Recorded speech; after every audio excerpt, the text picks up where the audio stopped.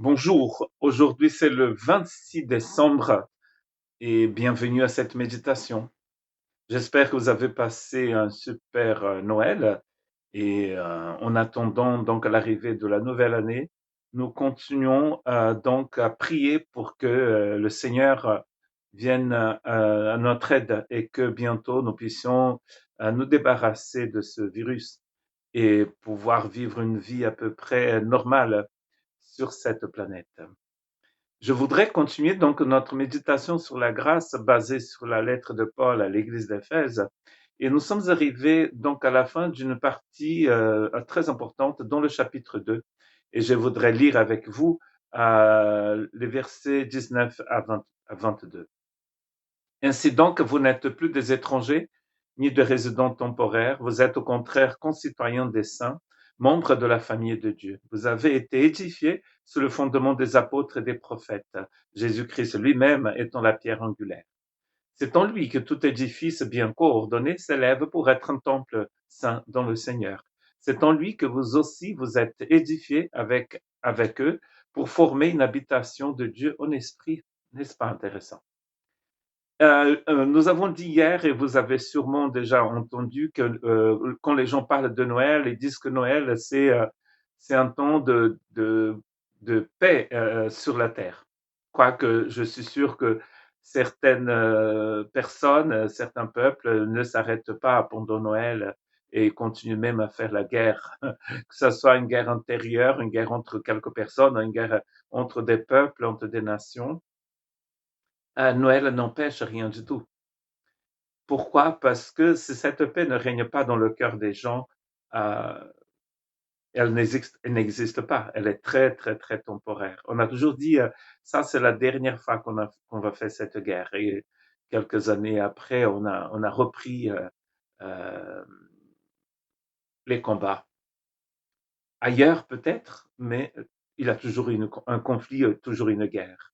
Paul parle ici du travail de la grâce on, dans la vie de ces personnes d'Éphèse, ainsi que de ceux qui n'étaient pas éphésiens, mais qui étaient d'autres origines. Il avait sûrement dans la ville d'Éphèse, parce que c'était une ville cosmopolite, des gens de toutes les origines. Toutes ces contrées, l'Europe, l'Afrique du Nord, l'Asie mineure, tout cela faisait partie de l'Empire romain.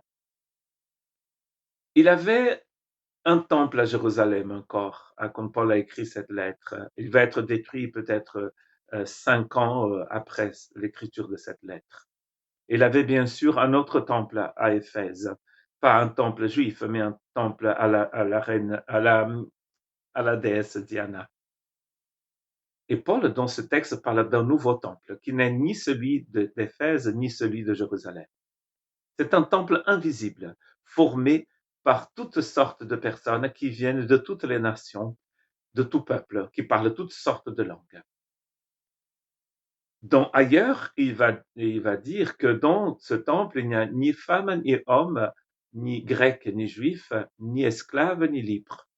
Ça ne veut pas dire que les gens, ces personnes dans le temple qui constituent le temple divin sont asexués. C'est pas ça du tout. Ce qu'il veut dire, c'est que l'homme et la femme sont à pied d'égalité, ainsi que les juifs et les non-juifs, c'est-à-dire que ces choses-là, ces différences, ce qui pourrait les diviser, a complètement été gommé, détruit à la croix. Et il y a un nouveau temple ici. Vous êtes édifiés en Christ pour former une habitation de Dieu en esprit. C'est ni le temple de Jérusalem, ni celui d'Éphèse. C'est un nouveau temple, un temple invisible, qui grandit, selon Paul, d'ailleurs, dans cette même lettre. Tous les jours, de nouvelles pierres sont rajoutées à ce temple. Et vous voyez, c'est comme cela que Dieu fait la paix, crée la paix dans le cœur des gens, en les mettant dans un même temple. Ailleurs, il est dit que nous formons un même corps. Que le Seigneur puisse nous aider à saisir l'importance de cette vérité, pour que nous puissions vivre vraiment en paix les uns avec les autres.